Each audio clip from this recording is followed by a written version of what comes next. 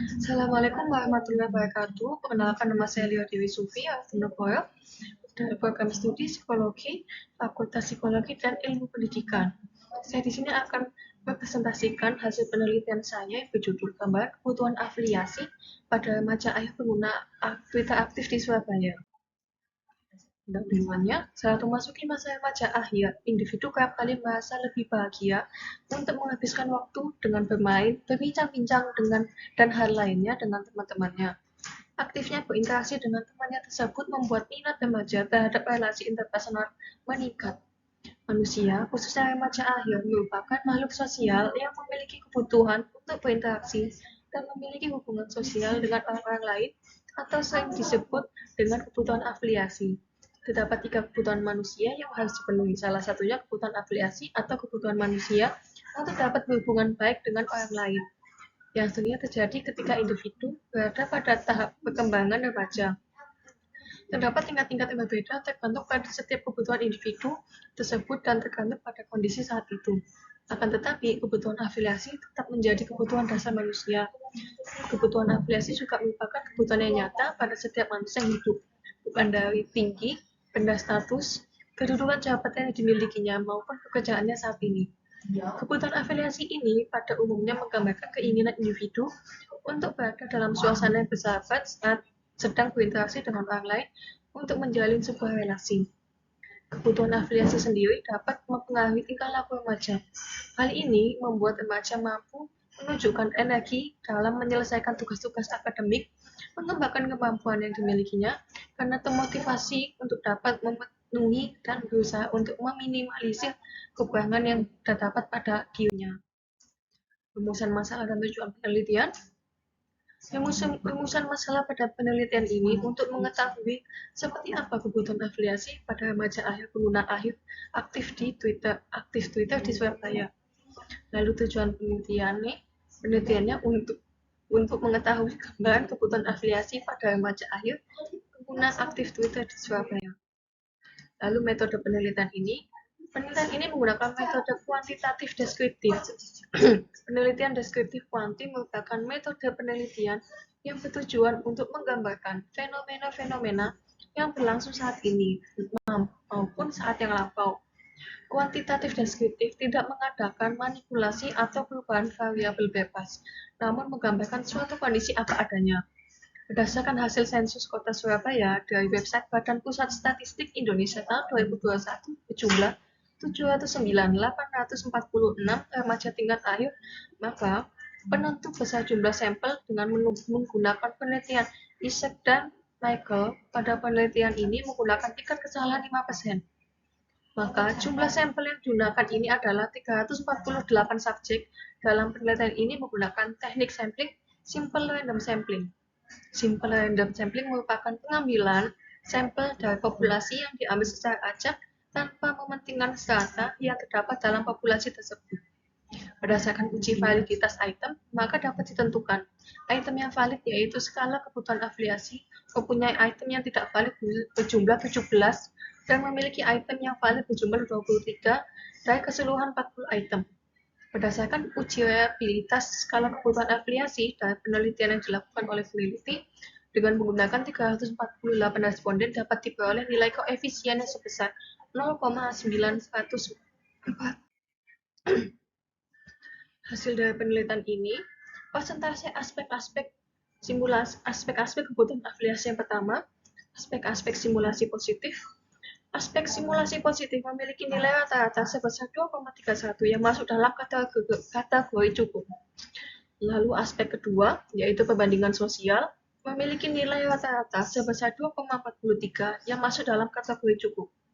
Lalu untuk yang tabel ketiga, aspek perbandingan sosial memiliki nilai rata-rata sebesar 2,56 yang masuk dalam kategori cukup.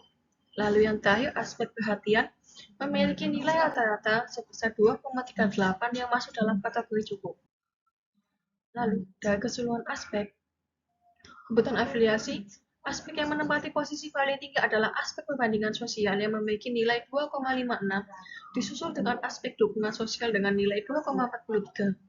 Kemudian aspek perhatian 2,38 dan yang terakhir adalah aspek simulasi positif 2,31. tabel 6, rata-rata dari jumlah responden berdasarkan aspek simulasi positif dengan nilai rata-rata 2,31, aspek dukungan sosial dengan nilai-nilai rata-rata 2,43, sementara aspek pembandingan sosial 2,56, dan yang terakhir aspek perhatian dengan nilai rata-rata 2,38. Berdasarkan hasil dari keempat aspek tersebut memperoleh bahwa jawaban responden sebesar 2,42 masuk dalam kategori jawaban cukup. Lalu pembahasannya, kebutuhan afiliasi setiap individu memiliki tingkat yang berbeda-beda karena individu belajar untuk mencari jumlah kontak sosial yang optimal untuk dirinya. Hal tersebut membuat individu memilih untuk sendiri pada waktu tertentu dan melakukan interaksi dengan temannya pada waktu lain. Rata-rata dari keseluruhan aspek dari tabel 3,6 atau dari tabel 1, tabel kelima tadi mendapatkan nilai 2,44% dengan aspek paling tinggi yaitu perbandingan sosial dengan nilai rata-rata 2,56 dan aspek yang paling rendah yaitu simulasi positif dengan nilai rata-rata 2,31.